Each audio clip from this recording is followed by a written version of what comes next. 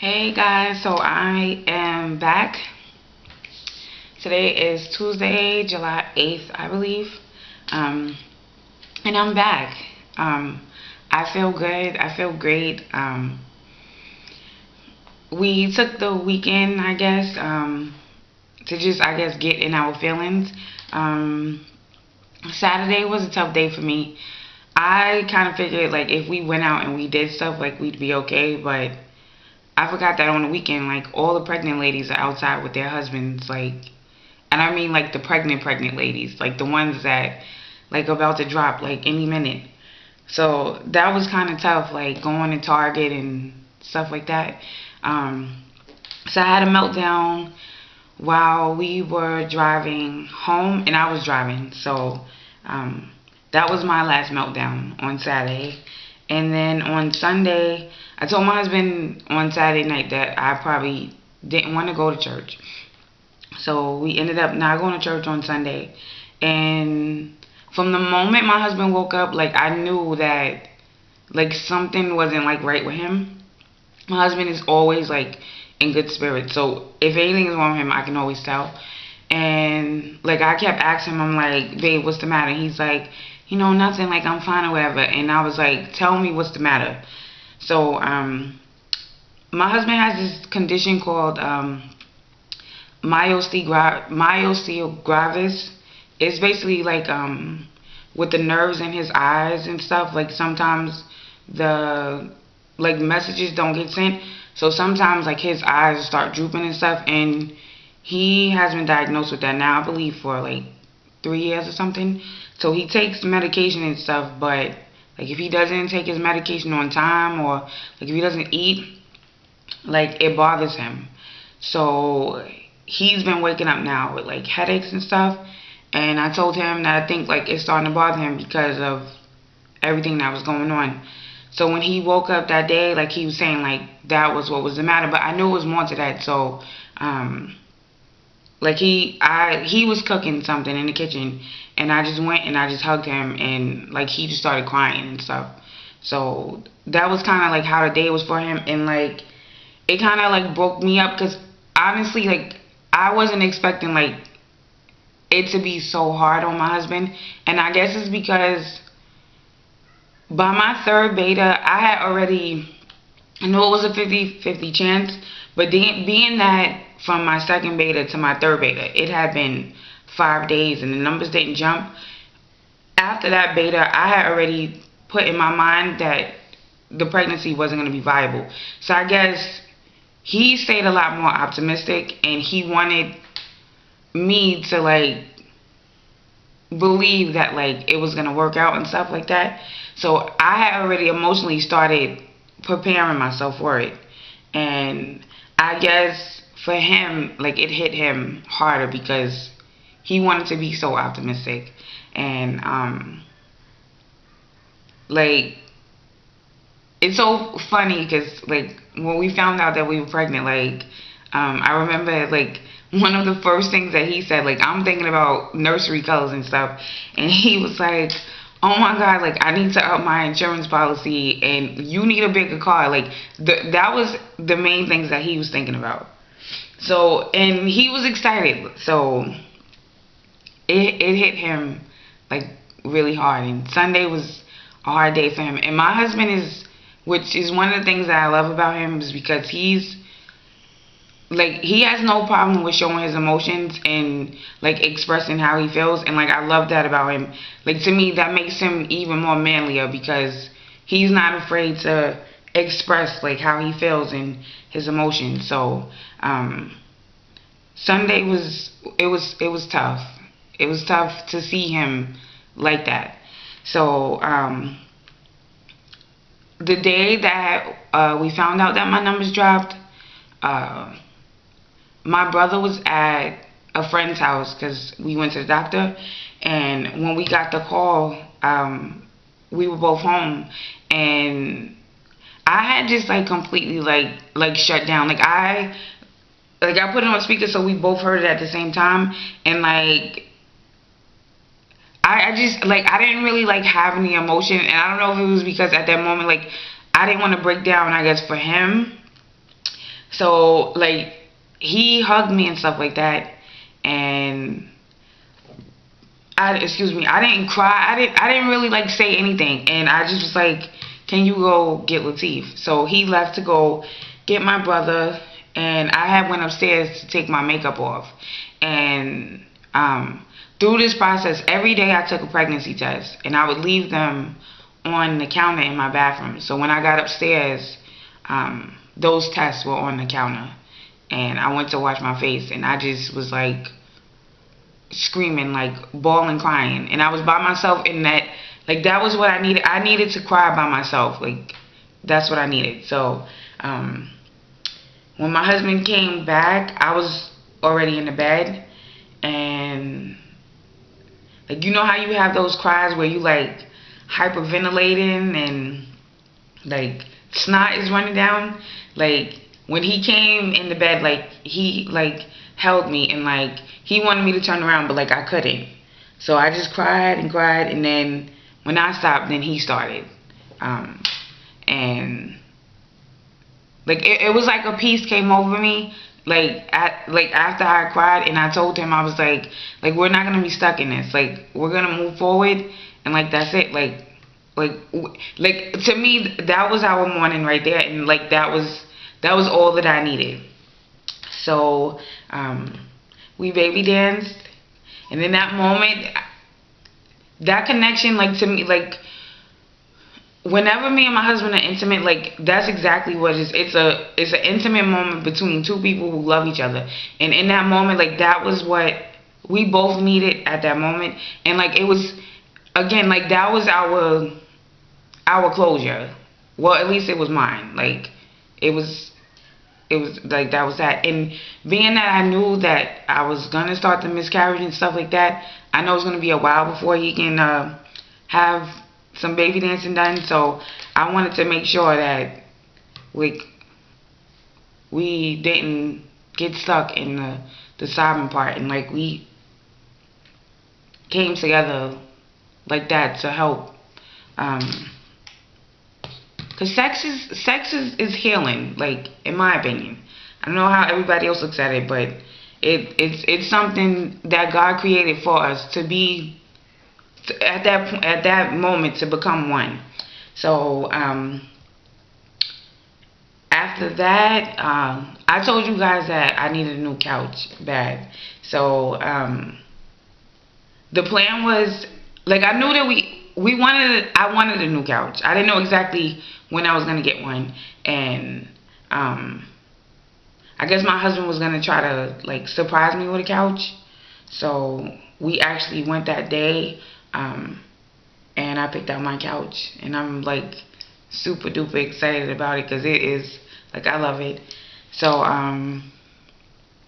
that should be here in about I guess a week or two is when they'll deliver it, and my husband wants to finish like painting the house. We've owned our house now for 3 years, but we haven't like painted like a lot of different areas. Excuse me. So he wants to finish that up, and we're gonna do the nursery and stuff. So we figured like that'll be our time to, since I have to wait a little while before we can start again, and like we'll work on that stuff and making the house a home for the baby, for my next baby. We did a little retail therapy. I wanted this perfume for like I think over a year now. It's Prada Candy. I wanted that so bad, so I went and got that, and then he got. I usually pick out his colognes. Well, it's kind of like if I like something and he likes the smell of it, because of course, like you want to be attracted to your spouse. So we both fell in love with that scent, and I got mine, and then one of those the little samples they sent in the mail had came for one of those products for men or something, and I loved it, so we went and got that for him, and I think that was really it. yeah, I think that was it. Like, we didn't really like do too much of anything. So the 4th of July kind of sucks now, because now every 4th of July it'll be the day that I found out that I was losing my baby. I have my soup here if you guys see me looking down, because I really want to eat it, but I don't want to eat on camera. I still don't really have like my appetite. And I saw like somebody else's video. They mentioned that they only wanted things with like water content. I don't remember whose video it was, but that's kind of like what's going on. Like, I don't really want like solid like food, so I'm still eating like soup. And yesterday I got some watermelon, and yeah, like my appetite is still not completely back. Let's see. Oh, okay. So today, I went to the doctor. I had an appointment at 9 o'clock this morning. So when I got there, my doctor's office is a center of excellence. So they have, I think, 4 different locations, but we usually only go to possibly 2 of them. But there's one that's really close to my house that they just opened, so I prefer to go to that one. So in between all of this going on, we've been to that office and the one that's in Atlanta. So my doctor, who specializes in PCOS, from the moment I got pregnant up until like me losing it, I didn't see her because she was on vacation, and then my nurse was on vacation. So it's kind of been kind of sucky, because like they're like a family to us, and like through all of this, like I didn't really get to like see them. But my doctor's back now, and I saw her today, and the tech that takes my blood, like, she's like so nice. I told you guys about when she called me. So when we was in a waiting area, she came out and she saw me, and she was waving and stuff, and like she made like kind of like a sad face. So when we went back to, because they wanted to do another beta draw, so I had to get stuck again. She was saying like how sorry she was and stuff, and I guess like everybody is like in shock about like how I am, like all day today, like I've been like just like smiling, and like you see my color I have on, like, because that's how I feel. Like I feel like it's okay, like these things happen, and like I'm just ready like to hit the ground on trying again. So she shared with me her story of how it was difficult for her to get pregnant, and her first pregnancy she had a miscarriage also, and then she was like, but I got pregnant 3 months later. So the couple of people that we told, which I think it was probably about like maybe 6 or 7 people, the women that we told, the vast majority of them, after like telling them like we lost the baby, like they've all said like, you know, like I'm sorry, and like I've been through it too. And some of them I know that they had miscarriage, but not all of them I knew. And there's one lady that my husband works with, and I think she kind of like helped him to feel better yesterday, because she's pregnant now, and she has a son who's like 3, and he had told her, so she was the only person that he told at his job. And she told him that she had a miscarriage, and because I had kind of told him like these things happen, and like most of the people that I've seen, like they get pregnant again like right after it and stuff. So it was kind of like that kind of calmed him, so I was kind of like happy about that. And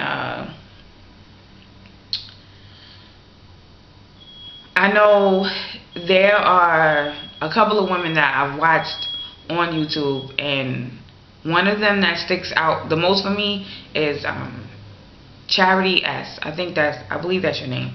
Yeah, Charity S. And like her story, I don't want to like put you out there, Charity S, but I hope this is not bad. But like her story, like it motivates me, and like her strength and her courage like is amazing to me, and like I I love it. And to me, like it's those stories that kind of like calm me, and like let me know like it's gonna be fine, like it's gonna be okay, like I'm gonna keep moving forward. So on to my doctor's appointment. So my doctor came in, and my nurse, and like they all were like kind of hesitant and stuff, but then they saw my face, and like my doctor was like you're the first person that I've seen who's been like so like smiley like through a situation like this. And I told her like it's fine, like it happened, and like I'm ready like to move forward. So the main concern was they wanted to make sure that, of course, that it was an ectopic pregnancy. So she put the wand in, and she did it, and she was like, you know, like it's not ectopic, and like I'm happy about that. And I actually started miscarrying on Sunday afternoon. I started miscarrying. So she was like that she was happy that I was bleeding on my own. And I told you guys before that if I wasn't pregnant, that she had said I have a polyp that she wanted to remove. So I had asked her about that, and she was like, with me having a miscarriage, she's confident that that polyp will probably pass on its own. So she wants me to miscarry completely, and then have and then have a period, and then we can start again. She was like, I'm like all for you guys, like trying again, like if emotionally like you're ready. And I was like, I'm ready, like so my husband was smiling, and he was happy. And I asked if I needed to take like those like pills that they give you to help pass a period, and she was like, no, like if your body is passing the miscarriage on its own, like there's no need for, you know, us to, you know, give you any type of medication or anything. So like that made me feel better, because I told you guys like my major concern was it being ectopic. So I asked her if she thought that it was a chemical pregnancy, and she was like she's not 100% sure, because my numbers had actually like got into a decent number. But she said it's possible. And then I had asked her about the blighted ovum, and she was like there's a possibility that that's what it was, but she was like there's really no way of them knowing. So I'm happy that it wasn't ectopic. Like, I'm really excited about that. So I needed to get some dental work done, so I'm gonna get that done in between this time. And they're gonna call me this afternoon with my beta, so I might make another video for you guys later to tell you what that number is. And yeah, so I just want to say like I love you guys, and thank you so much for all your kind words and support. And to my darkest berry, I hope that you are okay now, my love, because like I'm like so excited for your baby. Like it's so crazy because I've never met you before, but like I feel like so connected to you. And like I was watching some of your old videos, and like you mentioned that you live in Jacksonville, and like I told my husband today, like, so like can we go to like her baby shower? But I just want to say like I love you, and just it's gonna be okay. It's gonna be fine. And so all my other ladies that I know your BFPs is coming, bun in the oven. She's like amazing with her planning and stuff. Oh, and one more thing before I go. So I told you guys that I had ordered another book, and I wanted to share this with you guys because like I love this book, and I think you guys should get it too. So it's called The Pregnant Body Book, and like the illustrations and like the pictures and stuff, like it's like so nice, and it tells you like what's going on in your body, and it shows you the pictures and stuff. Like it's really nice. It even like explains like the whole inside of like your body, and it has the males. I can't find it now, but it explains like the male's body and what's going on, and then it gives you month by month of what's going on in your body. And here's some of the male reproductive stuff it tells you. And it also comes with a a DVD. So this book retails for $40, and that's how much you'll spend on it if you get it from a bookstore. But I got it from Amazon, and it was $26. So I love it. I'm in love with this book. So I still need to do a video showing you guys all of the baby buys that I bought. But it's just a lot of stuff, and I'm just like, how am I going to get through this? So I'm trying to find the best way to do it so that the video isn't too long. And this video is probably long, but I just wanted to tell you guys what was going on. So I'm now at 50 subscribers, so thank you guys so much. And I think I'm going to do a giveaway with this book. Because I love it so much, I think I'm going to do a giveaway. So I need to figure that out, how that's going to work. So, I love you ladies again. And, yeah, so I'll probably come back and do another video later telling you guys about my beta. And I hope you guys have a nice day and know that I'm doing good. And I love you guys. So, talk to you later.